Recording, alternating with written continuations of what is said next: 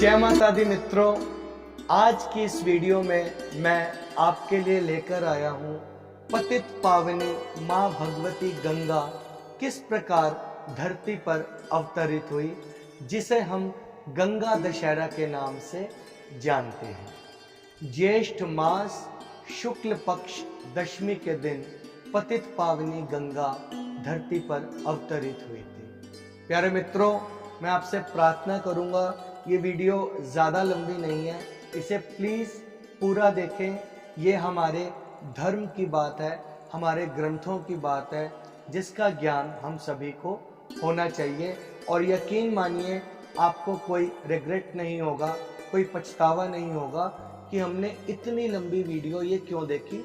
आइए कथा को प्रारंभ करते हैं। राजा सागर हुए थे एक समय में।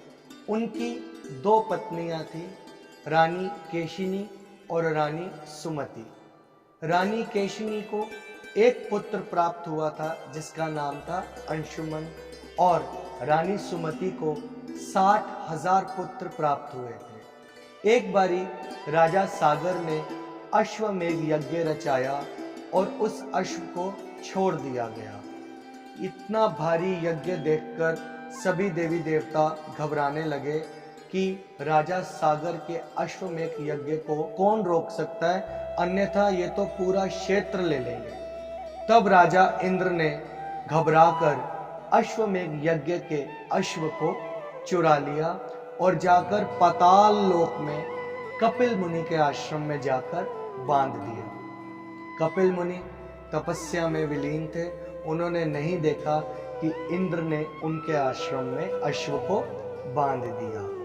60,000 पुत्र राजा सागर के अश्व को ढूंढते ढूंढते ढूंढते जब पाताल लोक में पहुंचे तो वहां देखा उन्होंने कि कपिल मुनि के आश्रम में अश्व मिला है। 60,000 पुत्रों ने एक साथ चिल्लाकर कहा कि चोर है, कपिल मुनि चोर है। यह सुनकर कपिल मुनि की तपस्या भंग हो गई और स्वयं को चोर सुनकर उनकी अग्नि से, उनकी आंखों से क्रोधाग्नि निकली, जिससे 60,000 सेना, 60,000 पुत्र राजा सागर के वहीं भस्म हो गए। यह वृतांत नारद जी ने राजा सागर को सुनाया। राजा सागर बहुत दुखी हुए। उन्होंने अपने पुत्र अंशुमन से कहा कि जाओ कपिल मुनि से क्षमा प्रार्थना करो और ये जो पाप हमें लगा है, जो हमारे 60,000 पुत्र भस्म हो गए हैं, उनकी मुक्ति का उपाय पूछो। राजा अंशुमन कपिल मुनि के आश्रम में आए और उन्होंने क्षमा प्रार्थना करी। कपिल मुनि, हमसे गलती हुई है, कृपया कर हमें इस अपराध से मुक्त करें और मेरे 60,000 भाइयों की मुक्ति का साधन बताएं। तब कपिल मुनि ने शांत होकर कहा कि ब्रह्मा जी के कमंडल में पतित पावनी गंगा बैठी हुई है, विराजमान है। यदि वह गंगा धरती पर आ जाए तो उससे तुम्हारे 60,000 भाइयों के अवशेषों को पवित्र किया जा सकता है, उनकी मुक्ति की जा सकती है। यह वृतांत सुनकर अंशुमन जी वापिस आए राजा सागर के पास। राजा सागर की मृत्यु हुई।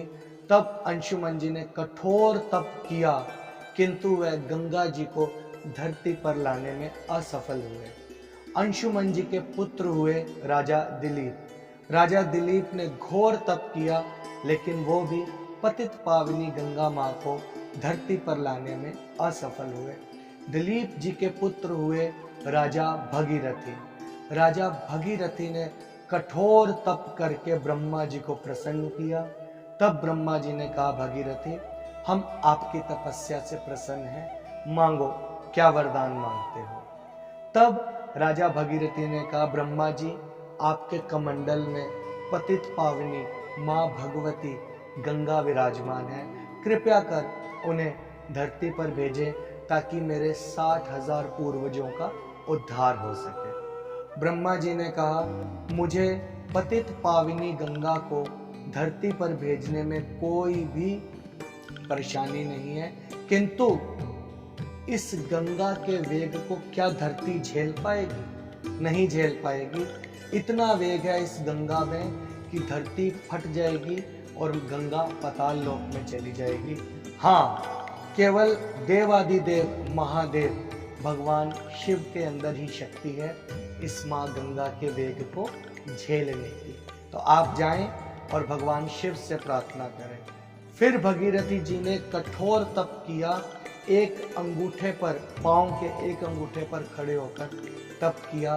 तब भगवान शंकर प्रसन्न हुए और ब्रह्मा जी से कहा कि लाइए पतित पावनी गंगा को मेरी जटाओं में भेज दीजिए। माँ गंगा बहुत वेग के साथ भगवान शंकर की जटाओं में आई और कितने हजार वर्ष माँ गंगा को बाहर आने का मार्ग नहीं मिला। तब भगवान शिव ने कई वर्षों के बाद अपनी एक जटा को अलक कहा जाता है, अपनी एक अलक से माँ गंगा को धरती पर अवतरित किया। तब सबसे पहले अलक से निकलने के कारण माँ गंगा का नाम हुआ अलकनंदा। उसके बाद हिमालय की वादियों से गंगा कल कल करती बहती हुई जन्नुम ऋषि के आश्रम के पास जब पहुंची तो जन्नुम ऋषि ने अपनी तपस्या में जब शोर सुना माँ गंगा का तो क्रोध में वो सारी गंगा का अनुसरण कर गए, सारी गंगा पी गए। जब गंगा को पी लिया तो भगीरथी जी ने हाथ जोड़ के प्रार्थना की कि ऋषिवर कृपया कर माँ गंगा को अवतरित होने दे, उन्हें छोड़ दे, मुझे अपने 60,000 पूर्वजों का उद्धार करना है। तब ऋषि जन्नू ने अपने कान से गंगा जी को पुनः प्रकट किया और गंगा जी भगीरथी जी के पीछे बहते बहते बहते बहते माँ गंगा के नाम से राजा सागर के नगर तक पहुंची।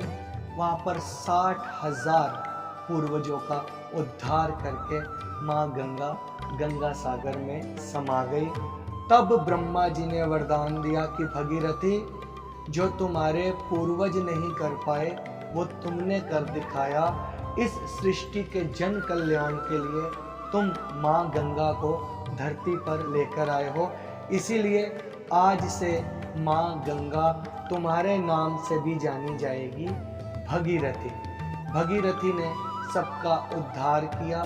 तब से लेके आज तक और अभी आदि काल तक आदि शक्ति गंगा इसी तरह बहती रहेगी, पूर्वजों को उद्धार करती रहेगी, पापों का नाश करती रहेगी। माँ गंगा तेरी सदा ही जय।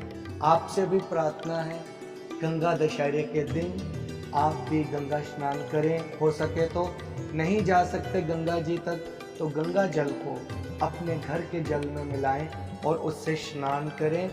10 पापों का नाश करता है गंगा दशहरा के दिन किया गया स्नान जब तब, इसीलिए इसे गंगा दशहरा, 10 पापों का नाश करने वाली गंगा को गंगा दशहरा कहा जाता है।